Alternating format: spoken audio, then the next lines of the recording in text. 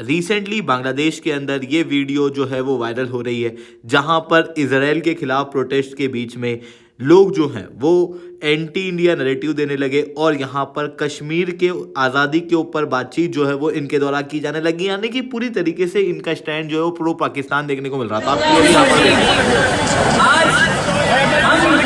पाकिस्तानी तलबा मुश्किल की इस घड़ी में अपने मजलूम फलस्तीनी भाइयों बहनों बेटियों बच्चों के साथ खड़े हैं।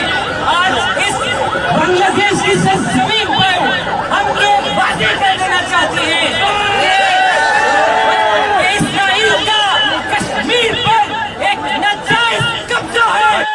इस तरीके की बातें जो हैं वो यहाँ पर की गई। इवन ये कोई पहली बार इस तरीके के स्टेटमेंट नहीं दिए गए, इसके पहले भी आप देख सकते हो 7 सिस्टर रिमार्क जो है वो बांग्लादेश के अंदर एक लीडर के द्वारा दिए गए। ये कहा गया कि अगर भारत इसी तरीके की एक्टिविटी कंटिन्यू करता रहा तो वो इंसर्जेंट एक्टिविटीज़ को, एंटी इंडिया एक्टिविटीज़ को प्रमोट करेगा और भारत की 7 सिस्टर्स को कट कर देगा। इस तरीके के स्टेटमेंट उसके द्वारा दिए गए, न केवल एक लीडर के द्वारा बट इवन मोहम्मद यूनस भी ग्रेटर बांग्लादेश का मैप लेके खड़े हो सकते हैं। मोहम्मद यूनस ने भी एक बार चाइना के अंदर जाके कहा कि नॉर्थ ईस्ट की जो सिस्टर्स हैं वो पूरी तरीके से लैंडलॉक्ड हैं, ऐसी कंडीशन में वो पूरी तरीके से बांग्लादेश पे डिपेंडेंट है, इसलिए हम चाइना को इनवाइट कर रहे हैं कि आप आओ और हमारे यहाँ पे निवेश करो। ये सारी चीज़ें क्या दर्शाती हैं? बांग्लादेश पूरी तरीके से एंटी इंडिया खड़ा हो चुका है और इसके द्वारा भारत के ऊपर कई सारे विरोधी बयान दिए जा रहे हैं। बट इस बीच में भारत क्या कर रहा है? भारत जो है वो अभी भी बांग्लादेश को सपोर्ट कर रहा है कई सारी चीज़ों में, अभी भी भारत से एड जा रही है। और आज ही न्यूज़ आई है जहां पर भारत ने प्याज भेजे हैं बांग्लादेश के अंदर, क्योंकि वहां पर प्याज के रेट बहुत ज़्यादा थे।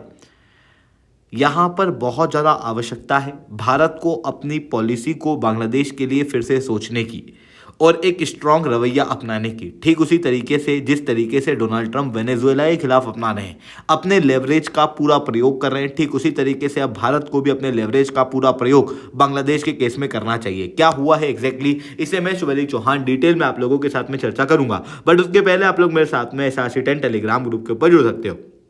मेरे क्लास की अपडेट, PPT, PDF सब कुछ आपको वहाँ पे मिल जाएगा। UPSC CSE की तैयारी करना है, इंडिया के टॉप एजुकेटर्स से ऑफलाइन क्लासेस के अंदर पढ़ना है, आप लोगों के पास में अच्छा मौका है। अनअकैडमी अब केवल ऑनलाइन ही रहा है, अनअकैडमी अब ऑफलाइन भी आ चुका है। जुड़ना चाहते हो तो इस नंबर पर कॉन्टैक्ट कर सकते हो। इसके अलावा मंथली करंट अफेयर्स की मैगजीन, प्रीवियस ईयर के क्वेश्चन, प्रीलिम्स के मॉक टेस्ट, NCERT के नोट्स की समरी, इंडिया ईयर बुक की summary free of cost download करना है। नीचे डिस्क्रिप्शन के अंदर मैंने लिंक दी हुई है, वहाँ से आप लोग डाउनलोड कर सकते हो। चलिए दोस्तों, अब समझने का प्रयास करते हैं यहाँ पे क्या हुआ है। जहाँ पर एक तरफ बांग्लादेश के अंदर हिंदू माइनॉरिटी के ऊपर लिंचिंग की जा रही है, साथ ही भारत के खिलाफ विरोधी बयान दिए जा रहे हैं, एंटी नैरेटिव, इंडिया नैरेटिव एकदम पीक पे है। इस बीच में भारत ने बांग्लादेश के अंदर 210 टन प्याज भेजे हैं ताकि वहाँ पर प्राइस जो है वो कम हो सके। नॉट जस्ट दिस, आप यहाँ पर एक और चीज़ देख सकते हो, बांग्लादेश दुनिया के अंदर सबसे बड़ा क्लोथ का मैन्युफैक्चरर है, बट इसको कॉटन देता कौन है? आप यहाँ पर क्लियरली देख सकते हो, India is one of the largest supplier of cotton in Bangladesh.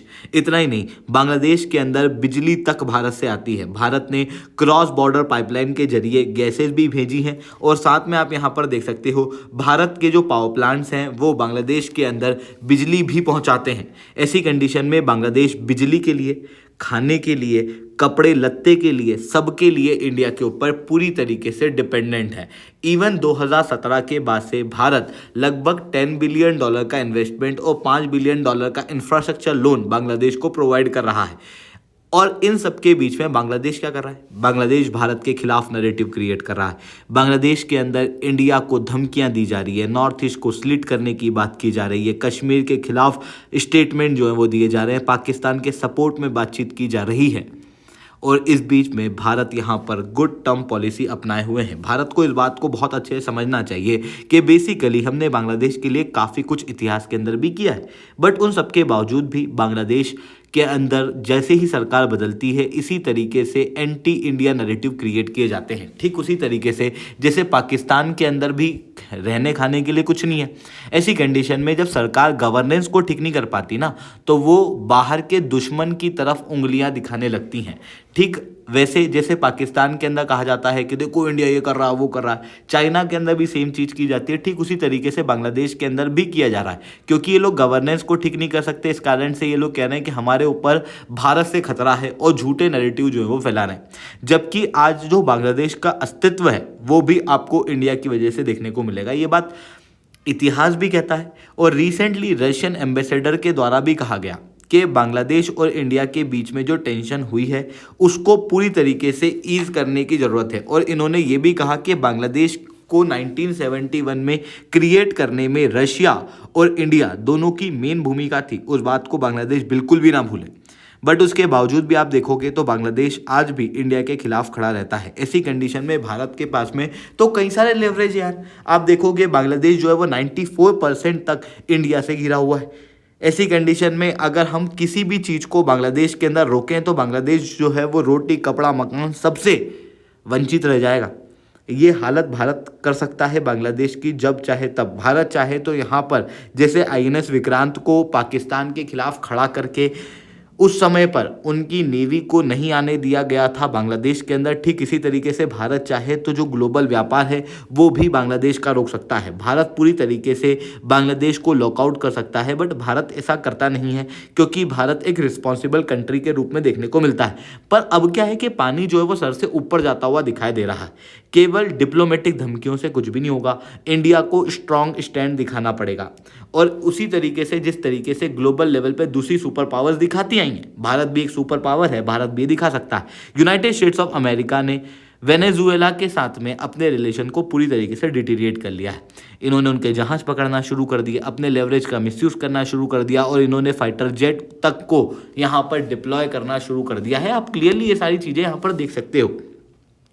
और ये सारी चीज़ें तो यूएस काफ़ी गलत तरीके से कर रहा है, बट भारत अगर चाहे तो भारत अभी बिल्कुल सही स्थिति में पूरे वर्ल्ड के सामने है। और जब हम पूरे वर्ल्ड के सामने सही स्थिति के अंदर हैं तो ऐसी कंडीशन में यहाँ पर स्ट्रॉन्ग स्टैंड लेने में कोई भी दिक्कत इंडिया को नहीं होनी चाहिए। इवन अगर आप देखोगे तो इंडिया अगर यहाँ पर कोई स्ट्रॉन्ग स्टैंड लेता है तो उसकी वजह से जो माइनॉरिटी हैं, जो काफ़ी ज़्यादा यहाँ पर परेशान हैं, उनको भी उनके हक प्राप्त होंगे। तो ये चीज़ें यहाँ पर देखने को मिल रही हैं। आई होप ये सारी बातें आपको समझ में आई होंगी। लेक्चर अच्छा लगा हो तो लाइक करना, लेक्चर बहुत अच्छा लगा हो नीचे रिटर्न कमेंट करना। UPSC CSE की तैयारी करना है, इंडिया के टॉप एजुकेटर से ऑफलाइन क्लासेस के अंदर पढ़ना है। आप लोगों के पास में अच्छा मौका है। अनअकैडमी अब केवल ऑनलाइन ही रहा है, अनअकैडमी अब ऑफलाइन भी आ चुका है।